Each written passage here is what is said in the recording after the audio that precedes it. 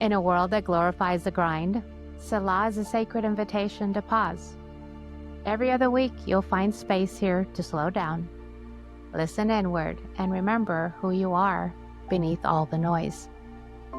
Through guided reflections, soulful conversations, gentle practices, and story-led journeys, Selah, a deep pause, offers rest.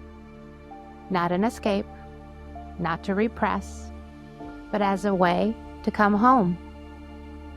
This podcast is for those standing at the edge of change. You know who you are.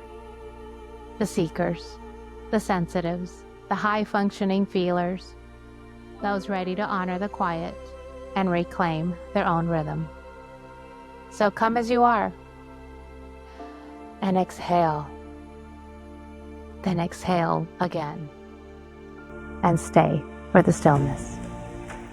Hello, and welcome back to Selah, a deep pause, where we're drumming up a really spicy conversation for you guys on this episode, all having to do. We started with hormones, and then all of a sudden, now we're talking holidays.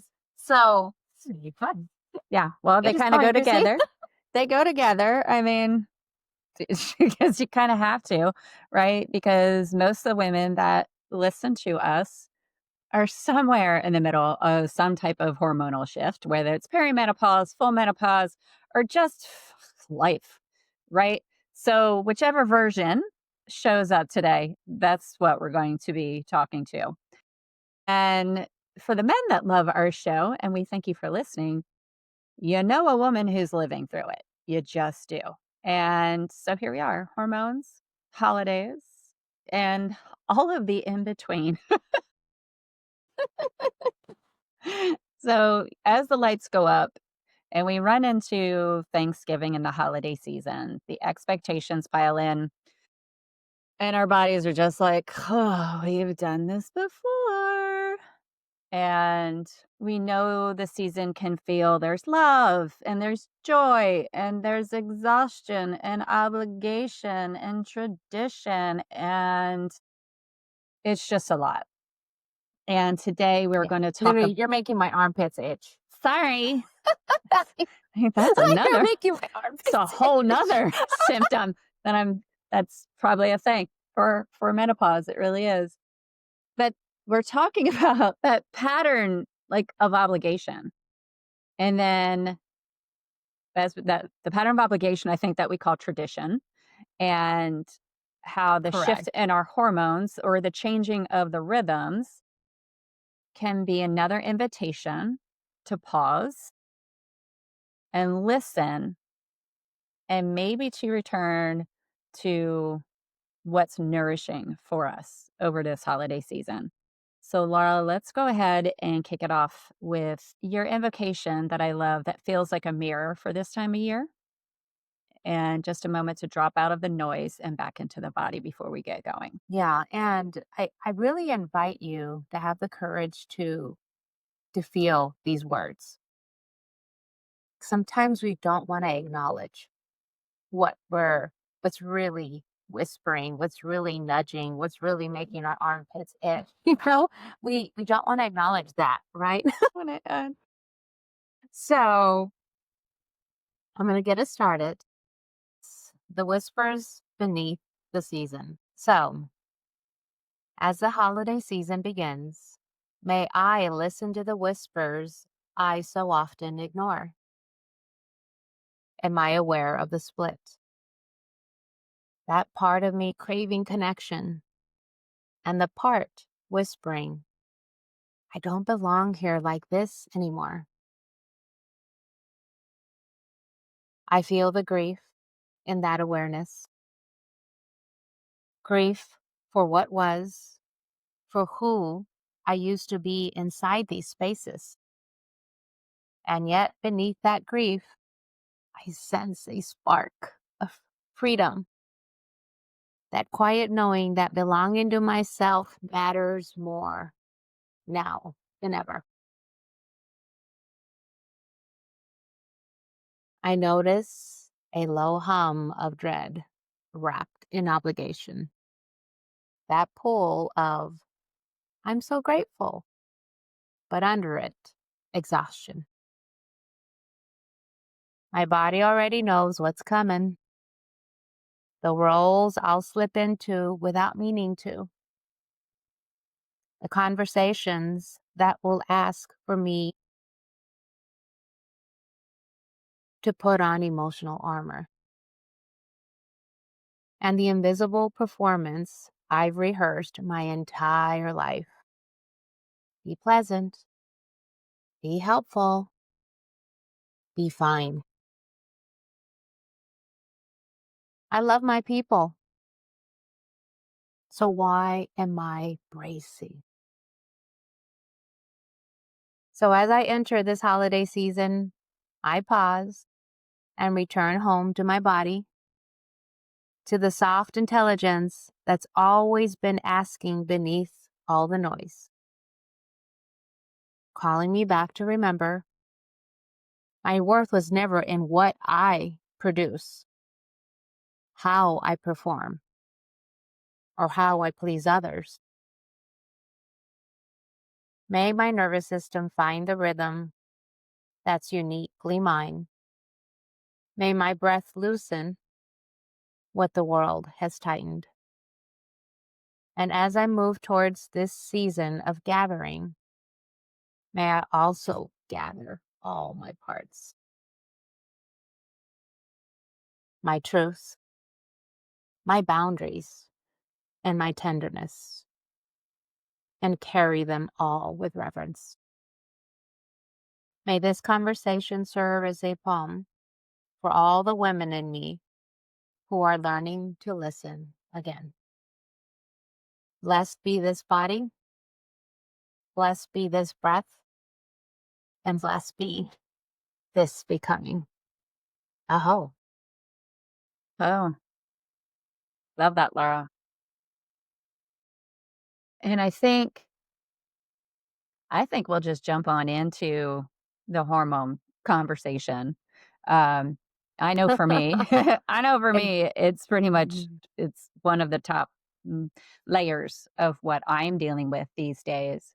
But I think you have a specific uh, instance just recently dealing with the hormones, and so yeah, mhm, kick us off with that. Tell us yeah. what you've been dealing with, girl, with your itchy armpits, which by the way, Well, that's what I'm gonna call this episode. I've changed the name of this episode to Itchy Armpits. It'll definitely get um, some what? Itchy armpits? what's causing that?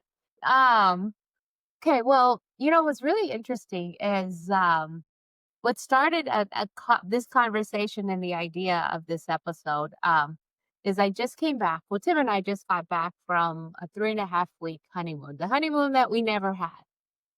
And I'm so proud of myself because like I created this whole beautiful bubble around us and no interruptions, not at least not interruptions that we weren't welcoming. And we were in this like yummy cocoon. I mean, we were just like in the best frequency we've ever been. It was amazing. And then we come home. And And then we come home. but what's interesting is that there was a big awareness of all of it. I knew I had intentionally put a little shield around us. And I knew there was things going on that needed my attention, but I intentionally said, no, right now we're choosing us for this time period. And so I intentionally shield everything. In coming home, I was also very intentional when I told him, it's like, oh, I have to open the seal. Some shit's been fermenting in there.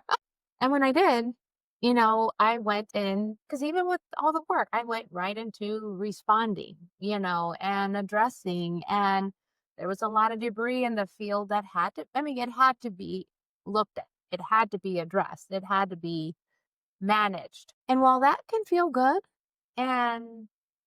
and it also it's things that, I sense I have to clear another for me to be able to like function again or have some clarity. That was a solid week and a half of that. And Tim and I all of a sudden were bickering about little things. And I was like, and we were almost laughing sometimes because we could catch ourselves in the bicker and we couldn't Mhm. stop it. But then it took me about a week and a half to notice flashes are back. I'm having to get up like a bunch of times to go pee in the middle of the night. Oh man, I'm just like, poor guy. Tim could not do anything right because no matter what he said or whispered or looked at me, it was triggering me. I like to say your cup of give a And it shit was was like, empty. exactly.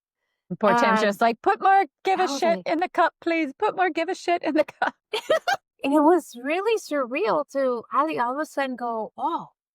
And I remember it was like a Monday when I was like, whoa, whoa. And then I stopped and I'm like, wait a minute. I have been tending to all the things and I, in this week and a half, forgot about me quickly and stopped taking time for a week and a half to check on me, pause on me, like deeper. Was doing it briefly, but like really pay attention to me. I just did some heavy lifting. And anything that brings stress into our bodies is going to cause something to go into the hormones to not regulate themselves anymore. And was really fascinating is that when I noticed that, I was like, okay. So I started meditating again and I started clearing my field and I could notice where things were connected to me. And so I started focusing all on me again. And as soon as I started doing that, I was like, okay, I got to do something. My hormones are off again. And what's really funny is the pattern, right? There's a pattern that to look outside yourself first. I've already gotten assistance with support, you know, and so immediately I was gonna call my friend. She's a doctor, and I said, I'm wondering if I have to adjust my hormones. I had all these things going on, and as I'm talking, literally as I'm talking, I'm hearing myself. I'm going like, oh, wait. And then this energy came in. And here's where my woo-woo witchy stuff comes in. My ayahuasca started coming in and talking to me. And I'm not on this, and I'm just hearing her frequency. And she ground. You got to rebalance before we just go adding an extra supplement, an extra, dosage of anything. But forget this, you haven't been listening, you haven't been rebalancing and started guiding me back to, ooh, when things really throw us off kilter as we get later in life, our midlife, menopause, so forth, stress hits our body a little different than it Lot used to different. when A we were lot younger. different. A lot different. Let's be Yeah, honest, we're you're not right. gonna we're not I'm being nice. sugarcoating this It's a shit. It's lot a lot different. fucking different. Yep. And so it has really had me in this whole spiral of the last couple of weeks of going like, "Wow," like as we're stepping into the crown, this the wise woman, which all of that wisdom is within our body. It's like it requires us to listen way deeper. Because otherwise she has a bigger response. And go ahead. Yeah. I was gonna say, taking a moment to step back into that pause, because it's the awareness of it too, right? There is, even, in our 50s, there's still a lot going on. And I can speak for myself. I am more aware of the things that hit me. I am on hormone replacement therapy. It works for me. It gets me to my baseline. And noticing when the stress level gets heavier, or noticing when, wow, I'm snippy today. I am feeling all kinds of ways today. I am really exhausted. I am just out of sorts. Like that's usually for me how I'm able to describe it. Like I'm not doing the things today. And being aware, okay, Mhm. why? Why is that happening? Because it's, I would say, and I use the word condition a lot, we're conditioned just to be like, okay, it's fine. Just move through it. Just okay. Just just get on the other side of it. And or to your Mhm. point, oh, let me just throw some medication at it or let me just throw something at it. Is what we're I'm gonna use the word hardwired to do. That's what we're hardwired to do because it's like there's no time for the pause. I don't think it's a coincidence called menopause, um, but that um, but that time to go, okay, can I take a minute here and just it's almost like going to the top of a mountain and taking a big survey of surroundings. And like, what is going on with me? Not anybody else. What's going on with me right now? And I'd like to just hear what that looked like for you because it's an intentional thing and it's not an easy thing to do because we are busy people. We've got a lot of shit going on. Sometimes it just feels fucking weird to do it. There's a lot of things around taking a pause. So, what did that really look like for you when you realized? Because I'm aware of what was going on at the time and I know there was a lot, but where did you go? Oh, hang on. I need to stop for a second. And Um, what were, maybe even just 3 things that you did to stop, pause, listen, and reconnect? well, um, one of the things I notice is, um, the affection between Tim and I. I mean, that when we were stressed and we're cuddlers and we're very affectionate. And it was one of the things that I was like, I think I was in bed and I was like, what is happening here? Like it felt very prior to 2019 when, it was, and I could feel that. It felt like I was in a different timeline, not the current one. It was real surreal because I'm like, I don't like, You I noticed was the like, I pattern. don't like this. You saw the pattern. Yeah. Mhm, Yeah, an old one, but we don't mhm. get into very often, but it it wasn't myself now, and so and I could just see what was playing out, and it was like, "Oh my god, this is awful." Um, so then I brought it up to Tim, and we started talking, and as we start talking and acknowledging what we're feeling, that's where I was like, oh my god." I said, "My hormones are off." I said, "'Cause my libido is down." I knew it, I could Yeah, feel you it. said hot And flashes, you another thing said from going to pee all the yeah, time, like, we know we know. I yeah, think it that's the other was, thing is so listening to many your body. things. Yeah, Correct. And there is a softness that when I'm not stressed that I live in now, and that softness wasn't there, where I sometimes just run and curl up in his lap or do the silly little fun stuff, and I hadn't felt that in a hot second. It had been a week and a half, but to me, that's a lot. Um, and I was like, wow. And so once I noticed that, and we both started having a conversation and taking it all in, we're like, okay, whoa, whoa, whoa. Okay, it's time to go back to what we preach. And so the next morning is where I started. I went for a walk, started processing things. And then when I got home, I sat down and I did a meditation, but in that meditation, what I did was examined my field. I've gotten familiar with my field. Those are things that'll come as you start practicing this. But the very specific thing that I knew something was way off. Usually, when I examine my field, I bring in this shaft of light, just that comes from the heavens all the way around me, surrounding me into the earth.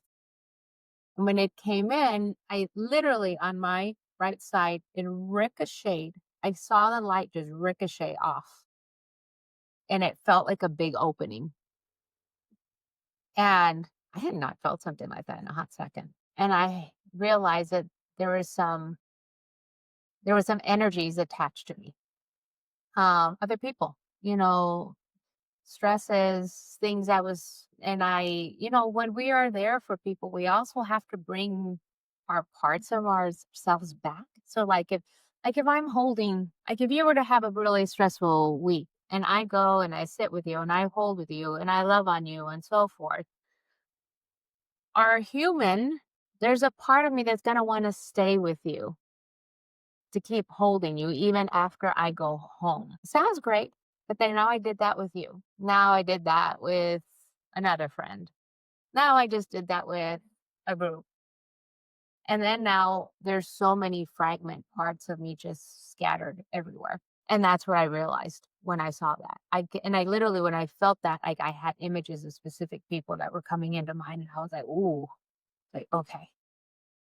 It's like, I love you. And I'm not Source. I'm not Vibes. I'm Laura. I got to call all those parts home. So one by one, I literally went and lovingly said, I love you. And I here when you need, and so forth. And I need to bring this part of my energy back home to me. And one by one, I brought everything, all my parts back home, connected everyone, you know, to the divine. And because there's something bigger out there can hold them way better than I can. And I brought all of me home.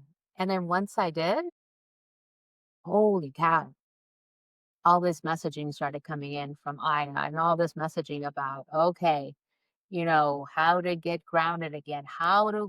We need to be listening deeper to our body now more than ever, because if we just start reaching for, hey, raise my estrogen, raise this, do this, and not listening to all these deeper whispers that we can't continue doing life and we can't continue pushing through stress like we used to, because it will have a consequence on your body. Yeah, it just doesn't And it doesn't suit. yeah, Like it doesn't serve us to do that. And our body actually can't it does not operate that way anymore.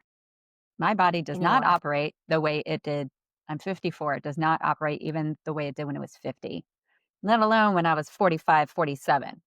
It just doesn't, it can't. It can't. And Hmm. that's okay. And so, but again, unfortunately, our parents before us, our moms before us, grandmothers and all that, they were just told to, good luck to you. You suck it up and you just kind of show up. And I think we're in a beautiful time where we're able to say, no, no, I can't, I don't accept that, first of all. I don't accept that I have to keep showing up with a mask. I don't accept that I have to ram it through. I don't accept that it can't be easy and that there can be ease and that there can be flow and that I get to choose all of those things or none of those things. I mean, we all have our choices. And so I love you sharing that because again, it's the awareness that it's happening and then being with it and then making a choice of, okay, how do I get to love myself? How do I get to address what my body is telling me is going on? And allowing myself to do it, you know. I think there are some women that we would hear, that when they were in their 50s, they're like that, their give a shit meter, just stop. It's really not that. It's just that. And man, I tell you, because so I'm 52, and you were probably pissy with me because in my earlier in my early You're 52s, I fine. was like, menopause is Well, a bunch whatever. of bull and this and that. And I used to, Tell and me I more could, about it I'm sure now. you really over. Tell me all And about then it now. May hit a few months into my 52nd year, and menopause just went kapoo. It was like, oh, Do you owe Krissi an apology? oh, And I don't it's think like, many women oh, really understand that. Um, and mm-hmm. that's what I love, again, all of the conversation that's around it. I could talk about this for days on days on days, but we don't have that. Um, but I just, because the previous generations were not talking about it. And if they did, they were like, oh, Aunt Marge is just going through the change and, all the things, and it just was put in this ugly box of just deal with it. And with all the conversation that we're having, and I also think this surgence of really being intentional in our own lives. I see a lot more of that now, I think, than I ever saw before, or maybe I'm just more aware of it because of the conversations that we have. But just giving ourselves the permission, even if we think just a little bit different, if we do something just a little bit different, be aware and give ourselves a fucking break and some grace to breathe for a moment. And be real. I mean, because honestly, when you think about it, the more we give ourselves that permission to be real, it just feels good. And then honestly, you get compassion from people that can see that, are willing to hold space, are willing to just say, I know, things aren't good. Just get your ass over here, right? Show up as you are. Um, and it allows us to start like, because this is a phase where we're not supposed to be doing life the same way. And nobody told us, oh, at this point you should, so you see so many people still pushing and trying to do and perform the way they used to when we were in our 20s and 30s. But things start to shift in your 40s. They really shift at 50s. But it's an invitation. It's not a detriment. It's an invitation because I noticed in this last week and a half of listening, I'm being rewarded. I'm getting new information. The more I listen to her, this sacred crone that's rising up, the more we get to experience life in a different way with a lot more kindness, a lot more honoring, but also um eh, the word elders is, as I'm talking, keeps coming in. Um it's something that has been lost because a lot of our generation, didn't grow up in community, right? And so, where before people would grow up with a lot of their elders, their grandparents, some that are still fortunate that they have that. There are a lot that don't. So there's also, I'm sensing like a responsibility of learning to listen to our body so that we can then have access to these new abilities to hold differently, to listen differently, to invite. I can't find the word right now. It's an invitation because I don't think I know what it is yet. But I'm listening to the whispers of what's calling me to remember a different way and let go of the old way. Oh, wow, this is really interesting. Because as I'm talking, I had a vision the other day and I didn't know what it meant. But I was this like white lightning bolt and I was surrounded with, at first I thought it was white people like in white all around me in a circle. And I was kind of just frantically going around them. And then the people turned into these buildings, but these older buildings like the ones you see in the biblical movies and I'm rushing to the doors and but there's no doors either. So I'm like trying to find a way out. And you know me, you know what we'd like to do, chat GPT that. um and the reflection was incredible and it's nothing I expected because I thought it's like, what part of me's frantic or what is that trying to tell me?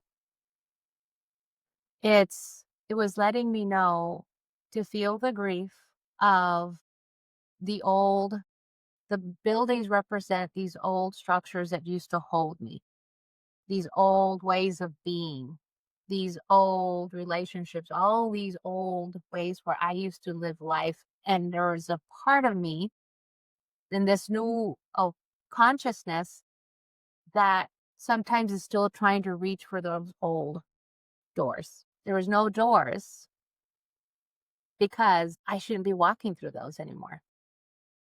So can I feel the grief of that and walk in, create my own door now because it's coming from a more conscious place. And it's so funny. I literally just had that vision a few days ago. And yeah, Well, I love that that, because that's a lot of those buildings weren't even all yours anyway. They were built off yes. of someone else's expectations, someone else's thoughts, someone else's structures, Mhm. and they're just the houses you kept going in and out of because that's what you were told to do. And so now Right. rebuilding and creating that solid foundation of what you really want, what lights you up, what is your thing, like that, I completely can see that, where that makes some sense. And that's what I also believe when as we transition from perimenopause into postmenopause, that we're literally how this is it's almost like that talking head song, like, "This is not my beautiful house. This is not my beautiful. How did I get here?" Right? There's a huge question I Mhm. think many women go through once they start this, they continue to move through it.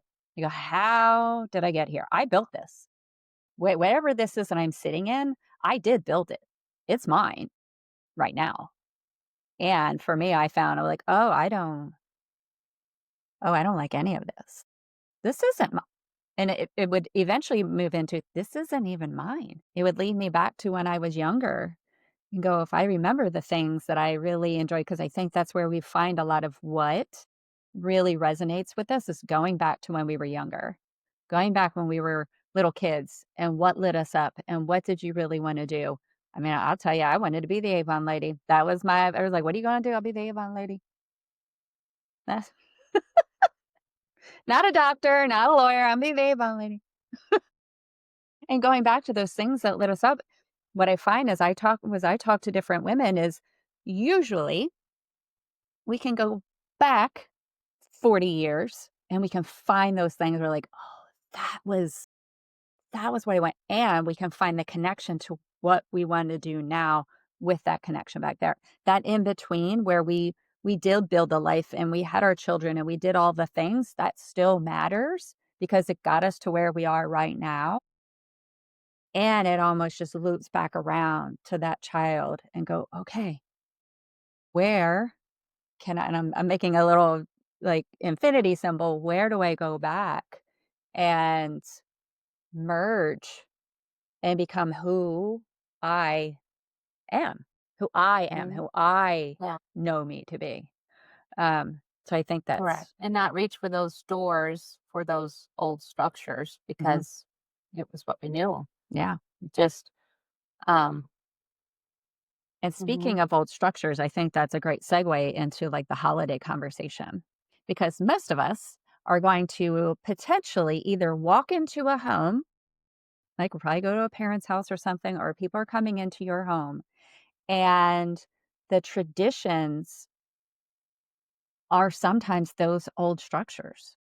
The traditions that we're like, "Oh, we've gotta have this and we eat that," and, there's things I believe that, it's a nostalgia, my daughter's always like, "I always like to have this mac and cheese," and, it's like, "We have to have this certain kind of turkey, and we do it this way," and these are traditions that are built on nostalgia that sometimes as we continue to move forward, there's a question that I think many of us go, "Why am I doing this? I don't like this. I don't like going in. I don't like walking in that door where it's almost as soon as you walk in that door, there is all of the old structures, all of the old patterns. And you put on the mask and you throw on the armor and you're like, let's have some turkey. Yeah. It's like, Mhm. and you can, for me, I think many people can walk in and go, like, viscerally feel like this. I don't want this. I love these people. I love my family.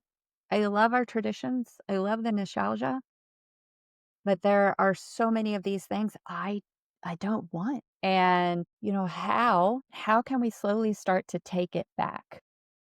and take back and find the joy in being with the family or not being with the family in some instances, making it more of our own holiday rather than what I feel like some people are, they just dread. They pull up to the house and they're like, "Oh my god, I got it." You got the casserole dish sitting in your lap and you're like, "Oh, I don't wanna go inside. I don't wanna do it." And but it feels like a trap. Like, it feels that there's just I have to go do it, and I just have to get through this day. Just have to get through this day.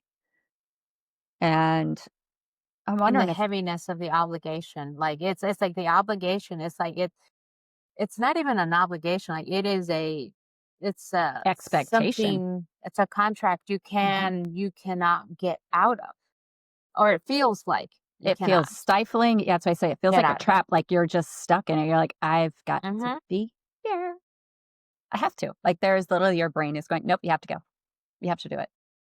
Yeah, and as we do that, we're also like, I'll talk for me, I remember, oh my god, I mean, it's still just, ugh, you know, taking my kids to my family holidays, knowing that how they were gonna be talked to, knowing that they were gonna be called all these things, knowing that they were gonna get just beaten down. And I mean, because I've had so much healing with my kids, it's just like they have told me, that it looks like it seemed like we didn't have a choice. Either we just took the beating, the verbal beating, the tear down, or we were going to have a beating from you, right? It was constant. They didn't have, so they were trained in this. And I remember when I broke from that, like a lot of that reality just hit me. And I just sobbed. I'm like, what was his loyalty? Why? Why was I giving up parts of me? Why was I allowing me to get beat down, my children to get beat down in front of me? I just, yeah, right now, all I'm doing is just feeling like the feeling of that. It wasn't fun.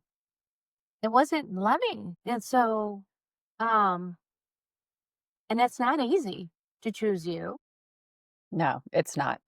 Because I mean, technically we all had a part in training uh the people we did life with, training them to let them know it's okay for you to treat me this way. Mhm.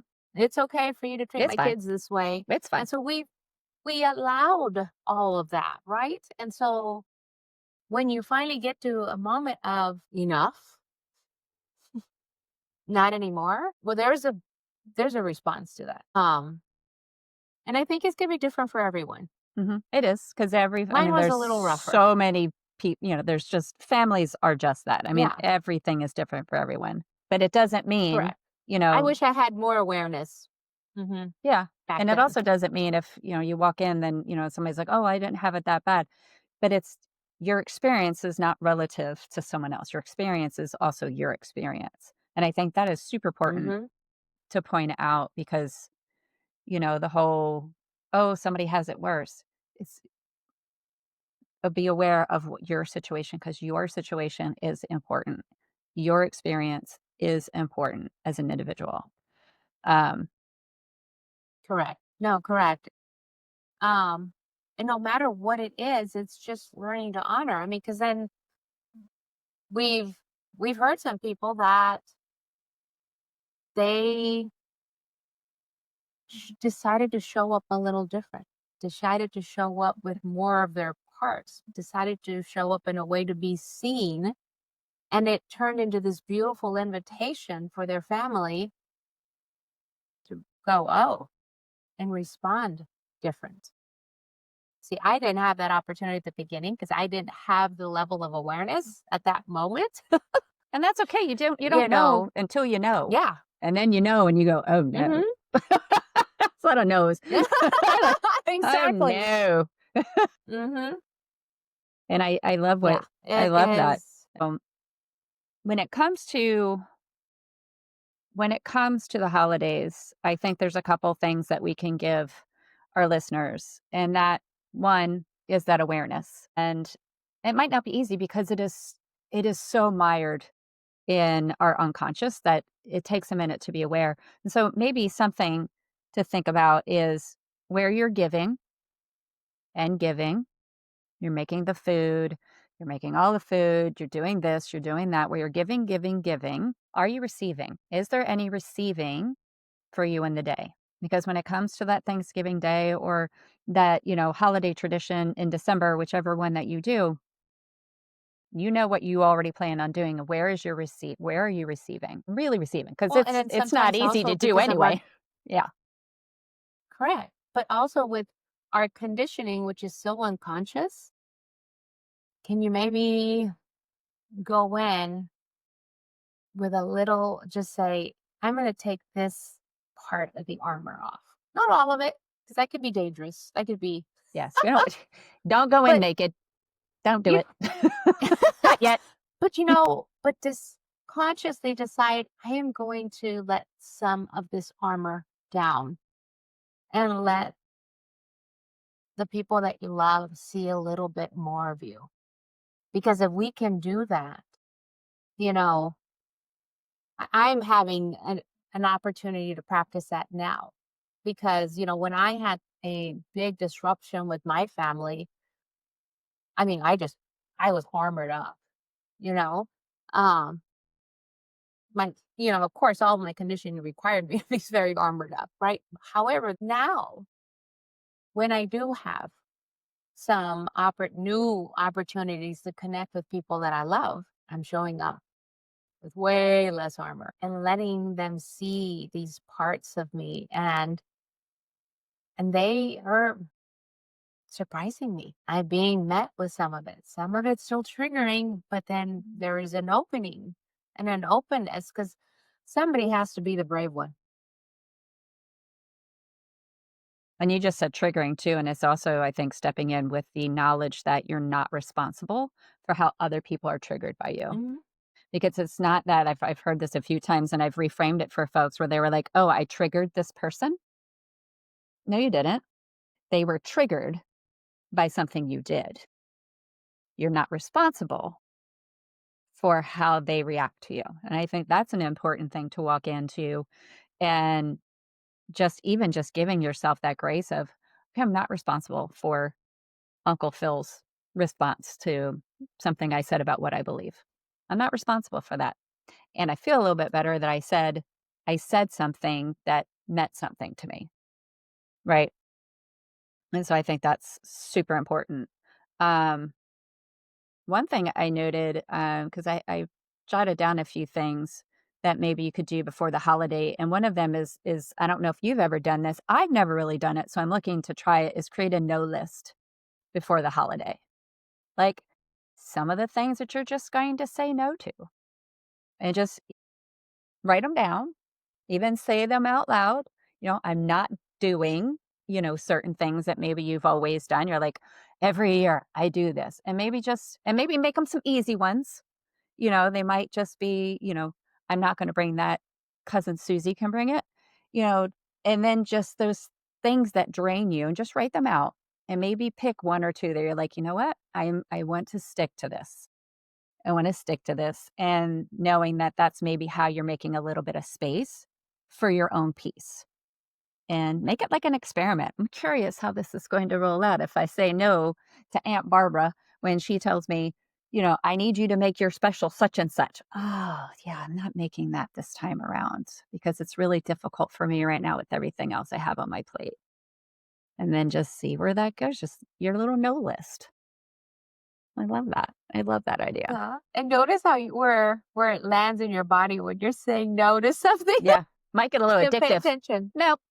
No, I'm not doing it. No. Oh my God, no. I think one thing that's great, and you talked about it too, is anchoring back into your body, like the days leading up and the day of and the day after. And I'm speaking specifically of Thanksgiving because that's what's coming up right around the corner. Is for me, if I feel myself out there spiraling and like, "Oh my gosh, this is just too much," because you know what that feels like. And having something that anchors your body back in to go like, "I need a minute." So for me, that's usually sun on my face, stepping outside, getting the sun on my face, and depending on the weather, putting my feet in the grass and just taking like a couple deep breaths and going, I am okay. I am here. I am okay." And I know that's something that you are also very conscious about doing, of getting back to your body when things are just like, Yeah. Well, and listening, when we do that, then, I call them whispers because a lot of times, a lot of the information that our body is, sending our way are whispers. The little glimmers, the little feelings, it's a little thought. Notice them. Notice them. They're trying to tell you something. Um, I was listening to something the other day, it talked about, psychics, and they were saying, everyone has a psychic ability. The difference is, are you trusting what you're seeing? Are you trusting what you're hearing? Are you trusting what you're feeling?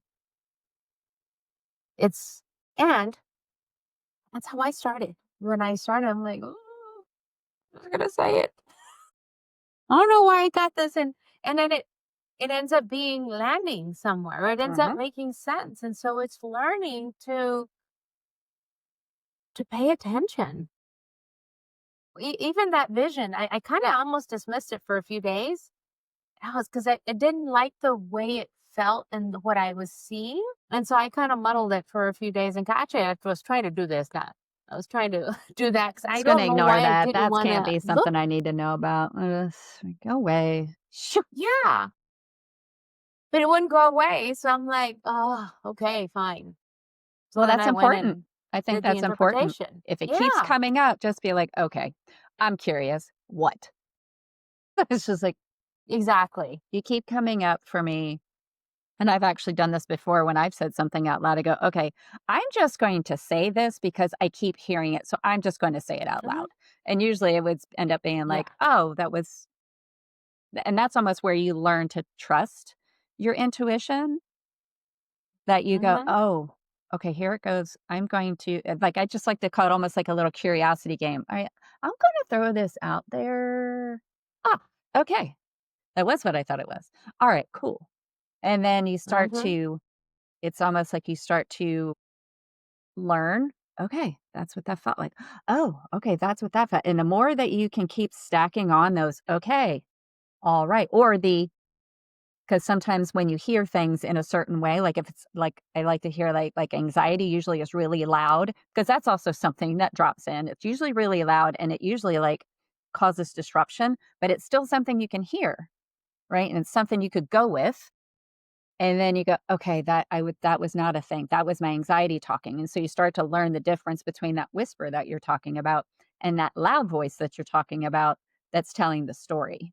Because the story usually is really friggin' loud and usually likes to hit you. Like for me, I'm like, oh, it hits me on the backside of my head. I'm like, "Gee, what the fuck is that?" And then the other things I find, and you find too, I have to get quiet. I have to get a little quieter and sit with it and go, all right, I am just going to sit here, not for like 4 hours or anything, but I'm just going to sit here. And I find when I just sit, walk away from the noise, walk away from my frustration, because that's usually what I'm feeling. I'm frustrated, I'm angry, and I want to punch something. I want to punch Weezer Boudreaux, to to give me a Steel Magnolias reference. I go, okay, let me back up. Let me walk away. Let me go sit. And that's usually what I've been finding over the last year or so. That's where okay. Well, that's an interesting thing. And then to go with that. And that's, in those holiday situations, you can do that. Okay, it's too loud. I'm going to step outside. I'm going to step away for a minute. I'll be back or not, but I'm going to step away. But And even during those holidays when we don't allow the noise to overtake everything, you know, it's gonna be there. And so you can If you put it on hold for 30 minutes for you to take a breather for you to go get a massage, whatever it is, and just be with you. And every time you go be with you, can you invite all your parts? The parts that are working on the checklist, the parts that are working on the recipe for Thanksgiving, the parts that are, thinking about the decorations. I mean, just especially, you know, as we get older. Um, there's a whole other way of moving through the world that we can't learn. It's like we're back in school, but it's a different way of learning and listening. But we need to make space because otherwise the distractions are going to keep bringing in chaos, but then that chaos lands in our body and not in a good way. Yeah. It's menopause, sometimes they like to call it like it's almost like a reverse puberty where you're just going through a whole nother hormonal change, but you've got so much wisdom behind it and so much conditioning built up. Like in puberty, you were just learning a new way of being. And it's almost through menopause, we're unlearning and trying to remember what we were back then, which is just super interesting. And what I also wanted to bring up when you were talking about taking time, you're breaking a pattern also for the other generations, for the next generations. You're breaking Oh, yeah. patterns to show that because the kids are watching, children are watching, our daughters are watching. You can think of all of the things you've internalized from your own mother and your own grandmother. You know those things. And you probably think, I don't want my child to have that. So when you take that half an hour and you let them know, hey, mom's going to take a half an hour, I'll be back. I'm going to go X, Y, and Z. You show her what is possible and you start breaking the patterns that keep us like "Ugh," so wrapped so tight. And I think that's super important too, is just that in doing something different and potentially changing this pattern that we've been driving in for, you know, generations and go, oh, we can do it a little bit different. And it's still going to net out okay. Correct. Well, because our children, right? They become who we are, not who we tell them. Man, that was my biggest rude awakening. I kept doing all this self-development and all these things and telling my kids all the things they should be doing, and this is how you achieve, and this is how you do this, and this is, and then repeated all of it because it didn't matter what I was saying, didn't matter what I was teaching them. Mhm. They were following the frequency that I was in because that's the reality. They become who we are. So God, let's break that shit. And then it's never too late. It's never too late, and that's what's also shocking Never. too. No. It's so interesting, as you continue speak for I as I continue to do things to watch it shift behind me and in front of me and go, "Wow, look at that." It's like seeing a shooting star. You're I like, "Oh mean, my god, look at that. That is so cool." yeah, And you just exactly. wanna I keep mean, doing it. You're like, "Okay, my that works. That's daughter's great. I'm gonna do more of that." exactly. My daughter's 31. My son is 26. And when I thought it was too late, and they are just shifting. They're making new choices. Their awareness one freaking blows my mind when they open their mouth with some of the things they say. But no, it's not too late. I think that's super important because I do also believe that this time in our lives, in people in their 40s and 50s, 60s, 70s, that there could be a feeling of it's too late. What's done is done. I am here. This sucks. Oh well. And it's not. And then just keep that little voice because that's also a whisper sometimes going, it's not too late. It's not too late. It's literally never too late. And going, okay, what is something I can do today? Tiny little itty bitty little thing. As you like to say, taking the little pieces out of the dam. What is the tiny little thing that I can do today for me? And that's it. Make it just that and do that each day. And then let that grow and let that expand. And in particular, being kind to yourself over the holidays and just knowing that showing up is it. That's all that's necessary, is that you just showed the hell up. This feels like A lot of stuff that I have, menopause So? and kids and all the things and turkeys and itchy armpits. Do you have something to take us out with today, Laura? Is it called itchy armpits? Because I want it Yes, to you be called do. itchy armpits. Well, you know what? I'm Now making I'm you a gonna have to make sure I'm gonna make you a shirt, itchy armpits. Oh my God, I would have so much fun with that. So thank you guys for joining us. Also, wanted to say we're going to take a pause. We won't have an episode for next weekend because it's right in Thanksgiving. We'll have another one in like early December, but then there's the other one, I think it's December 26th. That Christmas weekend, we won't be doing a podcast for that one either. We'll So be we'll be taking around. a We're break for those figuring it two. out. So we'll still be lingering and check out some of the other ones. Exactly. Or even let us know Exactly. what you But want us we to will talk have about. one That would more. be great to know. So if you're listening to this now and you're like, oh, I want to hear you guys talk about X, please, please, please, please comment and let us know so that we could, we love to have some other topics that we could talk about. So please do that. Absolutely. Yeah. That That'd would be be great. amazing. Yeah. All right, people. So let's wrap this up. Shake it out. So, our closing blessing. As I move towards this season of gratitude, I invite a co-creation, a felt experience that honors who I am so that I may show up whole without the armor. May I not confuse gratitude with self-abandonment. May my thanks be felt and honest, and my smile not forced, but one that invites you into connection. May I gather where I am met with truth and not performance.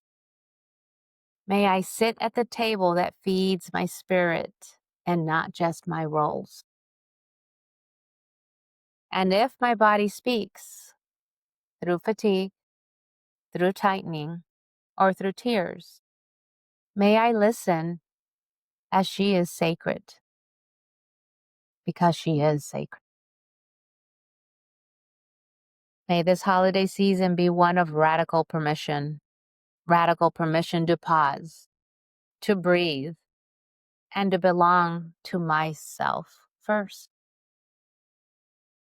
Blessed be the women within me blessed be the woman within me who is learning to listen again. And blessed be the body that always knew. Thanks everyone for joining us. We'll see you next time. Bye, y'all. Thank you for pausing with me. May what you heard settle gently in your body and stir something true within you. If this episode spoke to your soul, please subscribe and share with someone else who might need this pause as well. Until next time, come as you are, take a deep breath, and stay for the stillness.